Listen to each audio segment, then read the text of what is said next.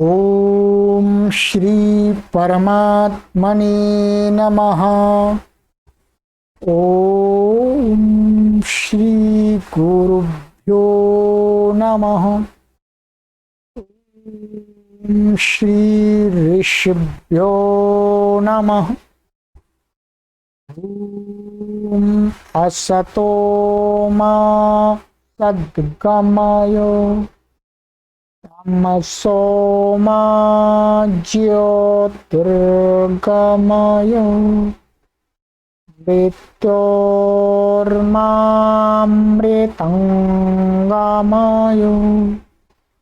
ओम शांति शांति शांति। सर्वेभ्यो नमः। देववाणी संस्कृतम यूट्यूब चलदृश्यं प्रति भवतां भवतीनां च हार्दं स्वागतम्।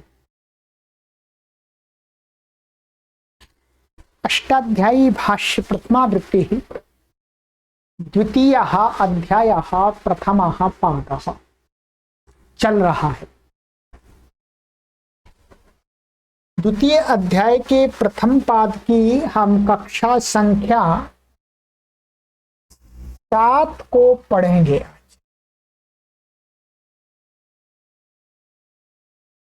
6 कक्षाएं मैंने आपको पढ़ा दी हैं और यह आपकी 7वीं कक्षा आज आरंभ होगी। चलिएगा,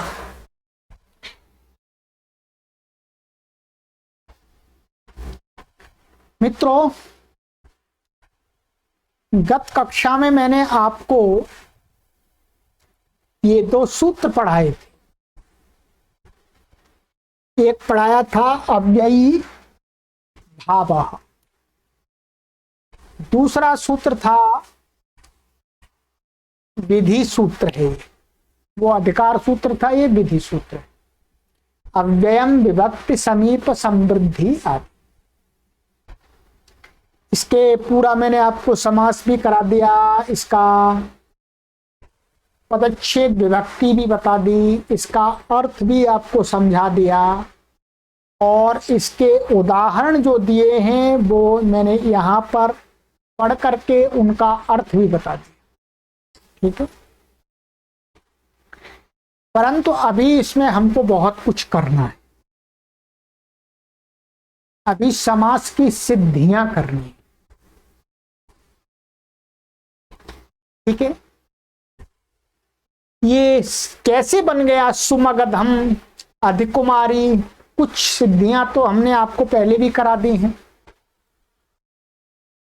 उनकी आपकी आवृत्ति हो जाएगी और नई नई सिद्धियां करेंगे। ये आरंभ है समास का, इसलिए कुछ सिद्धियां मैं आपको पूरी कराऊंगा। ठीक है, फिर बाद में आपको मुख्य मुख्य सूत्र बताता जाऊंगा और सिद्धि आपको करनी होगी। तो आपसे मेरा निवेदन है 2 से 3 कक्षाओं के अंदर आप इन सिद्धियों को अच्छी प्रकार से सीख लें। ठीक है, अच्छी प्रकार से सीख लें समास की सिद्धि कैसे होती है। समास की सिद्धि के लिए आज की कक्षा में मैं आपको समास में, चाहे वो कोई भी समास हो, चाहे अव्ययी भाव समास हो, चाहे आपका तत्पुरुष समास हो, चाहे वो बहुव्रीहि समास हो, चाहे वो द्वंद्व समास हो, चाहे वो केवल समास हो, सभी समासों में जो सूत्र लगते हैं, अर्थात समास जहां करते हैं वहां पर वो सूत्र अवश्य ही लगते हैं। उन सूत्रों को मैं आज की कक्षा में आपको पढ़ाता हूं, उनको ध्यान पूर्वक आपको याद कर लेना है, क्योंकि आगे मैं बार बार उनका अर्थ नहीं बताऊंगा, केवल सूत्र का उच्चारण ही करूंगा।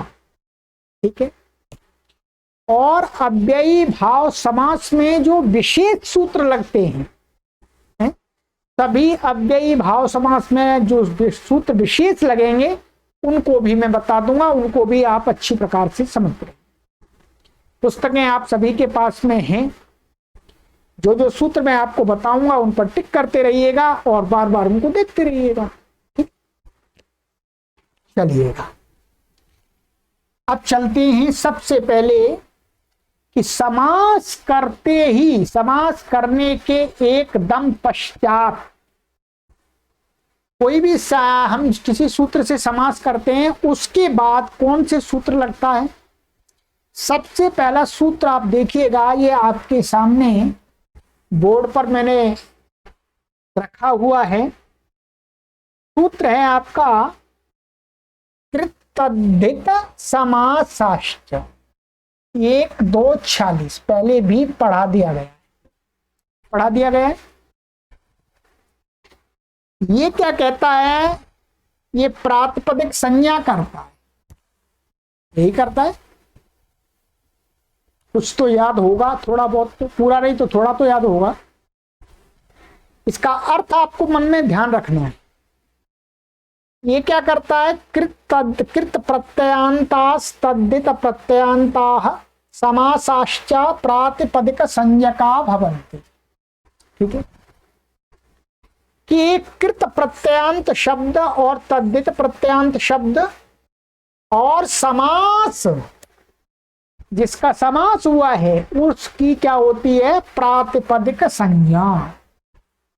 अभी कृत का हमने आपको नहीं पढ़ाया, तद्धित नहीं पढ़ाएंगे, ये आगे पढ़ेंगे। ठीक है, सूत्र की जो सिद्धियां थी वो तो दिखा दी, परंतु अभी हमें आवश्यकता है समास की।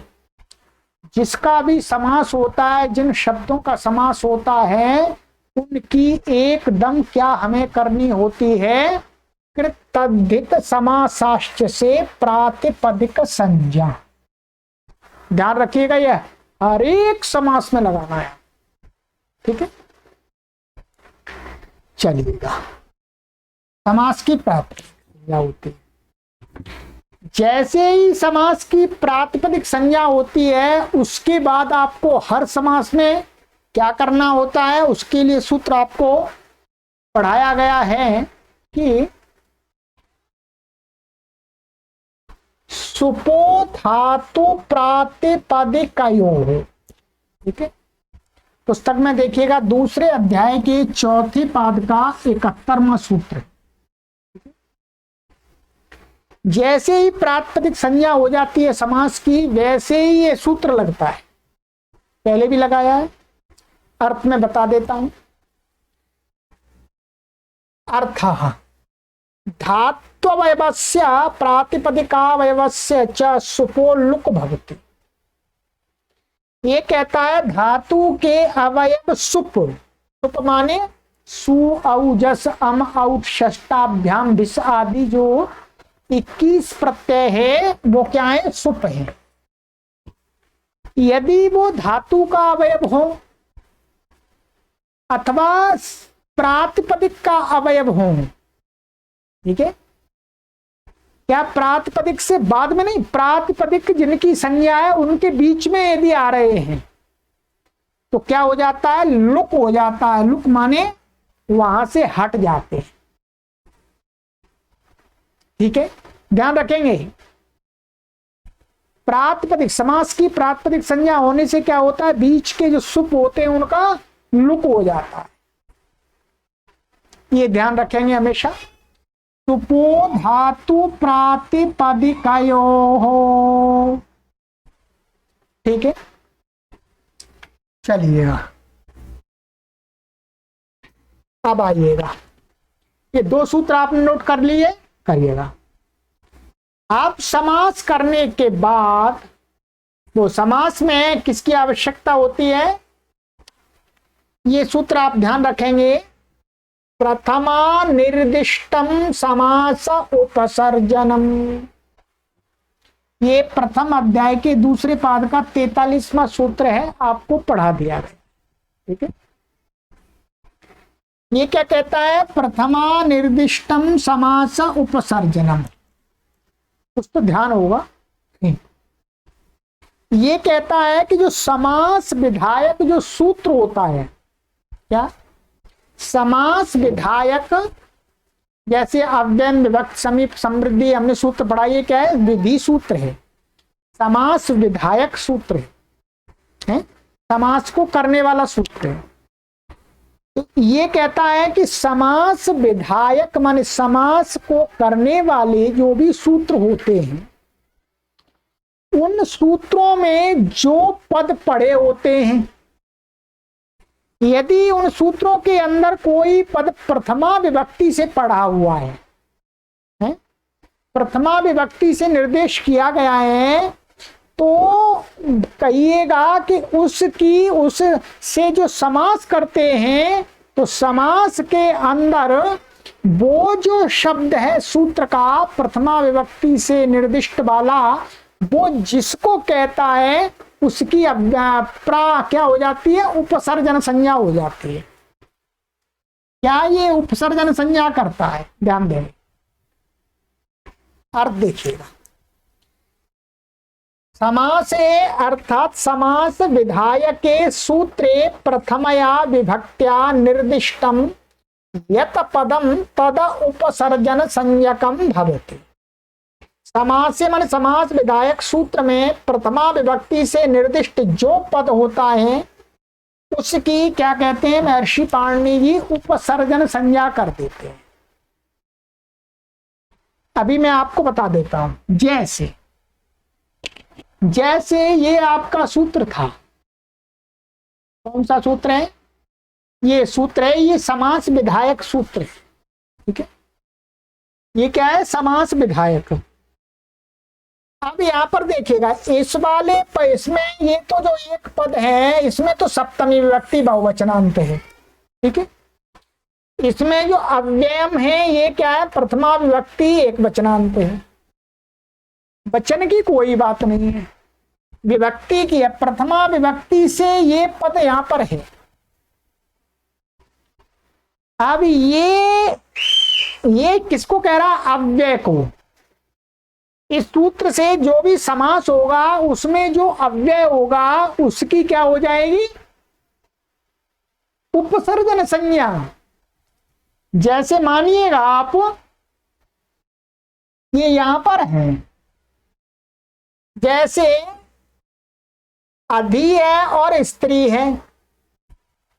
अधि क्या है? अव्यय है, तो इसकी क्या हो जाती है? उपसर्जन संज्ञा हो जाती है, क्योंकि ये अव्यय है और अव्यय यहां सूत्र में प्रथमा विभक्ति से निर्दिष्ट है, ठीक है।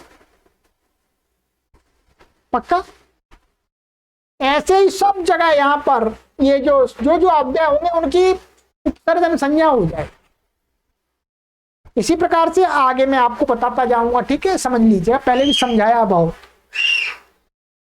और देखिएगा, इसके बाद जैसे ही इससे उपसर्जन संज्ञा होती है, इसको लिख लीजिएगा। ये है प्रथमा निर्दिष्टम समास उपसर्जनम, ये हर समास में लगेगा। जैसे ही उपसर्जन संज्ञा होती है, तो उपसर्जन संज्ञा के बाद में क्या करना होता है? ये सूत्र आपको ध्यान रखना है। उपसर्जनम पूर्वम, दूसरे अध्याय के दूसरे पाद का 30वां सूत्र है, ठीक है। क्या है? 30वां। ये क्या कहता है कि जिसकी उपसर्जन संज्ञा होती है, समास में ही होती है, और तो कहीं नहीं होती, तो उसको समास में पूर्व में रखा जाता है, बाद में नहीं रखा जाता। अर्थात उपसर्जन संज्ञकम समासे पूर्वम प्रयोक्तव्यम। जिस समास में उपसर्जन संज्ञा जिसकी होती है, उसे पूर्व में रखना चाहिए, उत्तर में नहीं रखना चाहिए। जैसा कि उदाहरण में आपको दिखाया, अधिस्त्री है, तो अधि पूर्व में आ गया, ये नियम बताता है, ठीक है। तो ये सूत्र आपको अच्छी प्रकार से ध्यान रखना है। अब मैं आगे बोलता रहूंगा, अब आपको अपने आप समझना है, बार बार ये अर्थ नहीं दिखाऊंगा मैं अब, ठीक है।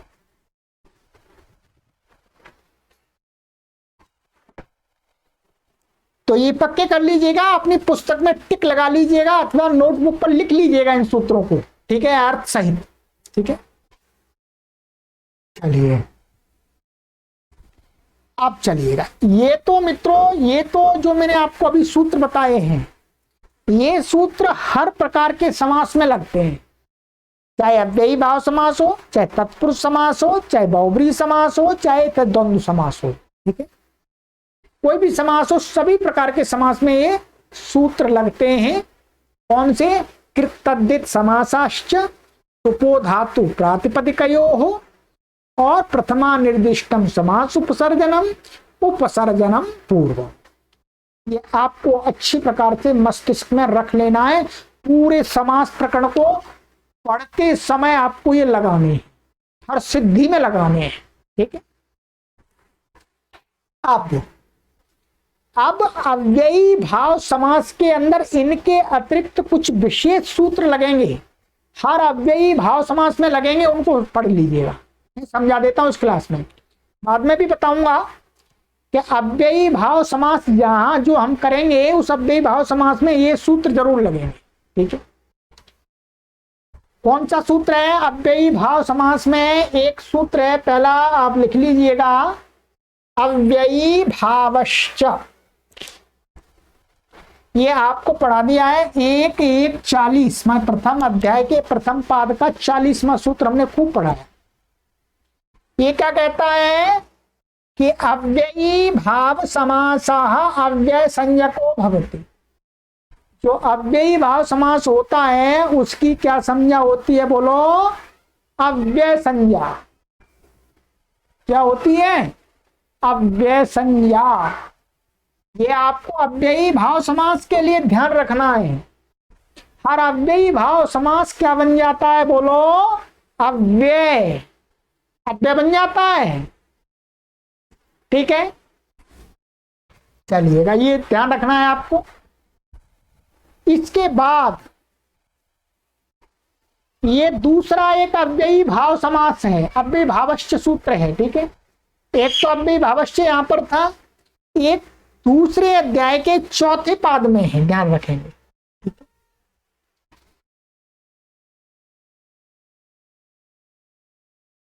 ये अव्ययी भावश्च, ये भी अव्ययी भावश्च सूत्र है, सूत्र एक जैसा ही है, काम अलग है। ये कहता है कि अव्ययी भावश्च, जो अव्ययी भाव समास होता है उसका लिंग क्या होगा? तो ये कहता है कि अव्ययी भाव समास का लिंग होता है नपुंसक लिंग। क्या होता है? नपुंसक लिंग। अव्यय होते हैं वो प्राय करके नपुंसक लिंग होते हैं। तो समास है, अव्ययी भावः समासो नपुंसक लिंगो भवति। अव्ययी भाव समास शब्द का जो लिंग होता है वो क्या होता है? नपुंसक लिंग। आपको कोई पूछे तो आपको ध्यान रखना है, कोई पूछ सकता है कि अव्ययी भाव समास का लिंग क्या होता है, तो आप कहेंगे नपुंसक लिंग। ठीक है, ये सूत्र आपको ध्यान रखना है।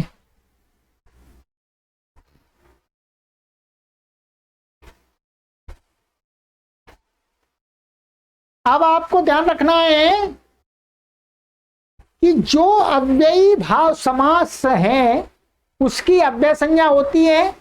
तो अव्यय का कार्य क्या होता है? अव्ययादाप सुपः, ये अव्ययी भाव समास के लिए है। ठीक है, 2:4:82 सूत्र को अच्छी प्रकार से ध्यान रखिएगा। अव्ययात आप सुपः,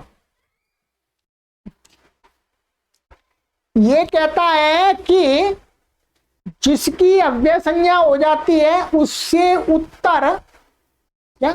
उससे उत्तर आप का अर्थ आपको अभी आप नहीं समझना है। आप पर टाप डाप चाप स्त्रीलिंग के प्रत्यय हैं जो आगे हम पढ़ेंगे चौथे अध्याय में, अभी आप रहने दीजिएगा। और सुपः, सुप माने 21 प्रत्यय, जो आपको बताए सु औजस।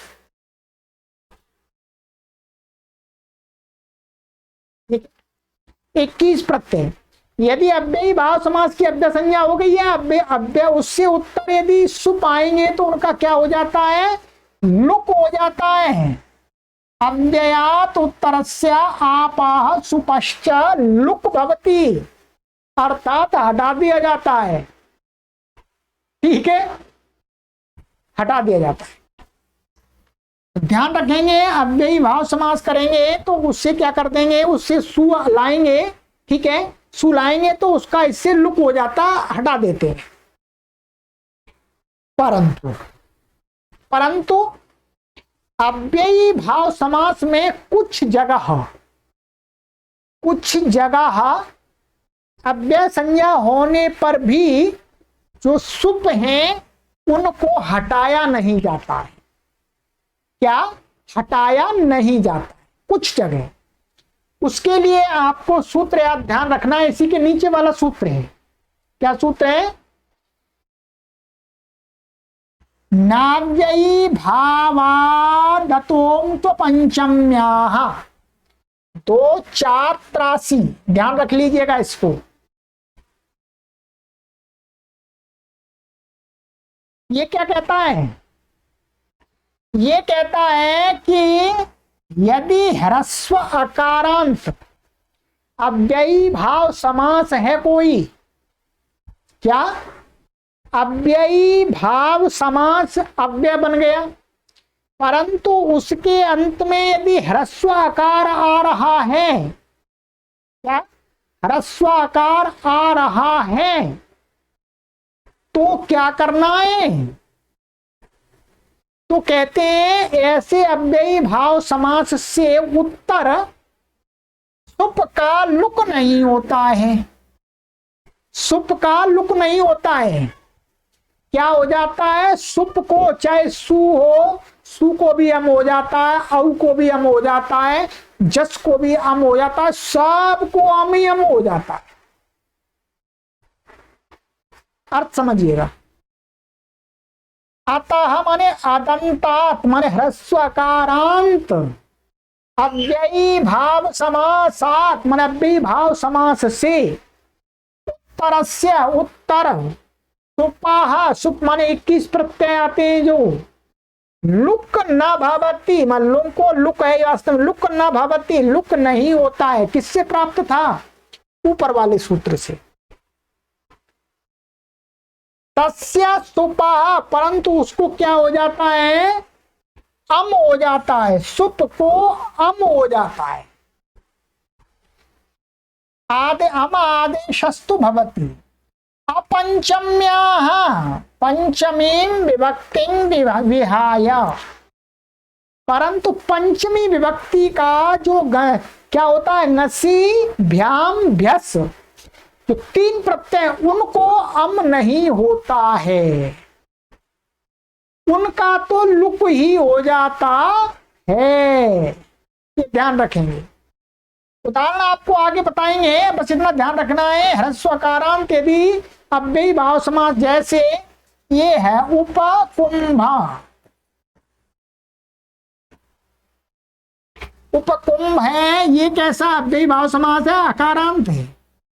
तो इससे उत्तर जो सु आदि आएंगे प्रत्यय, ठीक है, सु आदि आएंगे, उसका क्या होगा? लुक नहीं होगा, अम हो जाएगा। अम होकर के क्या बन जाता? अमी पूर्व लग करके कुंभम बन जाता है। अमी पूर्व आपको आगे बता देंगे, ठीक है। तो परंतु पंचमी विभक्ति में नहीं होगा। पंचमी विभक्ति में तो अच्छा, पंचमी विभक्ति में तो वैसा का वैसा ही रहेगा, लुक भी नहीं होगा, रहेगा वो वास्तव में, ठीक है। लुक तो मना कर दिया पूरे का। और पंचमी विभक्ति में अम आदेश नहीं होगा, पंचमी में अरूप बन जाता है, ठीक है। ये आगे आपको बता देंगे, मोटा मोटा इसको समझ लीजिएगा। अभी जब आप इसको ये पढ़ाएंगे तब तक तो आपको समझ में आ जाएगा, ठीक है। बस इसी प्रकार से एक इस सूत्र को और समझ लीजिएगा, अंतिम सूत्र और अव्ययी भाव के लिए। तृतीया सप्तम्योर बहुलम, ये बिल्कुल वही कहता है कि जो अव्ययी भाव समास यदि ह्रस्वकारांत है तो उससे उत्तर तृतीया विभक्ति के जो प्रत्यय टाभ्याम भिस, सप्तमी विभक्ति के जो प्रत्यय गी और सुप, उनको बहुल करके लुक हो जाता है। एक बार लुक हो जाएगा, एक बार नहीं होगा, एक बार रूप चल जाएगा, ठीक है। जैसे उपकुंभेन कृतम उपकुंभम कृतम, यहां तो क्या हो गया, अम हो गया। अच्छा, ये अम करता, लुक नहीं करता, अम करता है। तो बहुल करके ये अम करता है। अव्ययी तदंतात अव्ययी भावात उत्तरयोः तृतीय सप्तम्योः विभक्त्योः स्थाने बहुलम अम भावो भवति। बहुल करके अम भाव हो जाता है और पक्ष में अम नहीं होता है तो रूप चलता है। फिर जैसे तृतीया में देखिएगा, ये बन गया उपकुंभेन कृतम उपकुंभम कृतम, यहां पर अम हो गया। ऐसे सप्तमी में उपकुंभे निधेयी उपकुंभम निधेयी। ये उदाहरण हो सकता है आपको अभी ना समझ में आए, परंतु कठिनाई की कोई बात नहीं है, ये तो आगे पढ़ना है, ये सूत्र तो क्रम में पढ़ना है। 2 4 84 में पढ़ेंगे, तब तक बार बार आपको बताएंगे तो बहुत सारा समझ में आ जाएगा, फिर यहाँ पर पूरा आ जाएगा समझ में, तो घबराने की आवश्यकता नहीं है। ये तो मैंने आपको इशारा किया है कि मैं इन सूत्रों को लगाऊंगा, आप अपनी पुस्तक में 2 4 बार देखते रहिएगा, सब कुछ लिखा है। तो ये सूत्र आपको ध्यान रखने, ये अव्ययी भाव समास में लगेंगे। ह्रस्वकारांत अव्ययी भाव, ह्रस्वकारांत होगा तो लुक नहीं होगा, और ह्रस्वकारांत से भिन्न यदि कोई होगा अव्ययी भाव समास तो उससे उत्तर सुप का लुक हो जाएगा। ठीक है, ये सूत्र आपको ध्यान रखने, इतना मैंने आपको बता दिया। आज की कक्षा में मैंने केवल इतना ही पढ़ाने के लिए ये आपको तैयारी कराई है। ठीक है, इन चीजों को आप पक्का कर लेंगे तो फिर आपको आगे समास की सिद्धियों में कोई भी कठिनाई नहीं आने वाली है, ये पक्का कहता हूं मैं आपको। और यदि आपने इन पर ध्यान नहीं दिया तो आपको कठिनाई आ सकती है। ठीक है, चलिए, तो आज की कक्षा को हम इतना ही रखेंगे और अगली कक्षा में अब हम आपको कराएंगे सिद्धियां। ठीक है, अब अगली कक्षा में हम क्या करेंगे, सिद्धियां करेंगे। चलिएगा, और मित्रों आपसे निवेदन करता हूं कि देववाणी संस्कृतम स्टूडियो निर्माण के लिए आपके सहयोग की परम आवश्यकता है। आप स्वयं तथा अन्यों से, अन्य संस्थाओं से सहयोग कराएं। अब आपको बताते हुए हमें प्रसन्नता हो रही है कि देववाणी संस्कृतम जो ट्रस्ट बनाया गया था उसका अकाउंट भी ओपन हो गया है। अब आपसे मैं निवेदन ये करता हूं कि स्टूडियो के लिए जो धनराशि सहयोग में हम आपसे ले रहे हैं वो ट्रस्ट के अकाउंट के माध्यम से लेंगे स्टूडियो के लिए। ठीक है, ट्रस्ट जो स्टूडियो के निर्माण के लिए आपका सहयोग हमें कहाँ लेना है, ट्रस्ट में। आपको कहाँ देना है, ट्रस्ट के अकाउंट में। और जो आपका मासिक सहयोग हमें प्राप्त हो रहा था, आगे भी निरंतर चाहिए चलाने के लिए, वो जो मासिक सहयोग है वो आप पहले जिस अकाउंट में दे रहे थे उसी में देना है। कुछ हमको सतर्कता रखनी है और हमें आपके पैसे का पूरा सदुपयोग करना है? आपके पैसे का संस्कृत भाषा के लिए पूरा सदुपयोग हो जाए, तदर्थ ये व्यवस्था बना दी है हमने कि स्टूडियो के निर्माण के लिए सहयोग आप हमें इस ट्रस्ट के अकाउंट में देंगे। ये ट्रस्ट का अकाउंट आ गया है। ठीक है, ये देववाणी संस्कृतम न्यास और ये अकाउंट नंबर है, ये इसमें IFSC कोड है।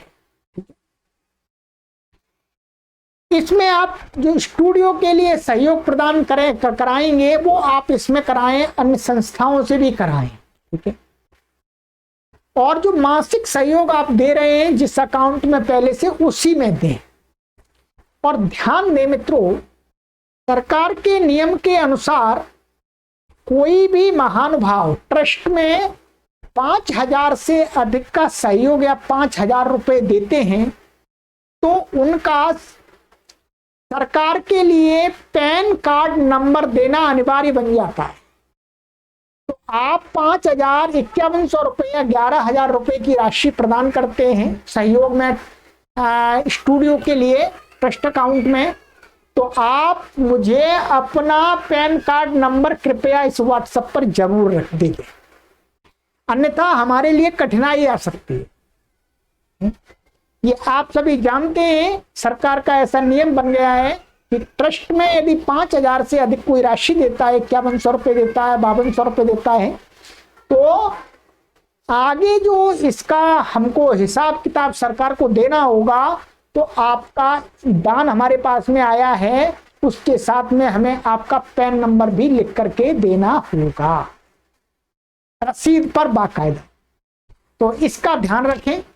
स्टूडियो का निर्माण मित्रों आपके सहयोग से जल्दी हो जाएगा। ट्रस्ट का अकाउंट, बहुत कठिनाई इसमें मुझे हुई है ट्रस्ट को बनाने में और फिर ट्रस्ट का अकाउंट खुलवाने में।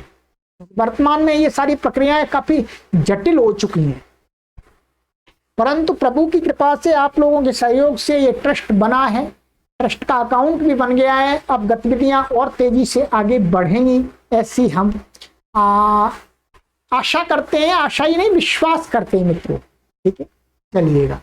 तो आप स्वयं इसमें अकाउंट में डालिएगा, जरूरी नहीं है, आप अपना जितना भी बन सकता है उतना डालिएगा। ये ट्रस्ट में स्टूडियो के निर्माण के लिए 1 रुपया भी दान देने वाले लोगों से आप लीजिएगा। ठीक है, आप अपने परिवार में आगे इनको शेयर कीजिएगा। इसका आपको पूरा ये डिस्क्रिप्शन में भी अकाउंट नंबर दे दिया जाएगा, वीडियो के डिस्क्रिप्शन में, वहां से आप कॉपी कर लीजिएगा और दूसरे लोगों को शेयर कर दीजिएगा। और इस स्टूडियो के निर्माण के लिए 1 रुपया से लेकर के जितना भी सामर्थ्य लोगों का, उतना इसमें सहयोग चाहिए। ठीक है, चलिएगा मित्रों।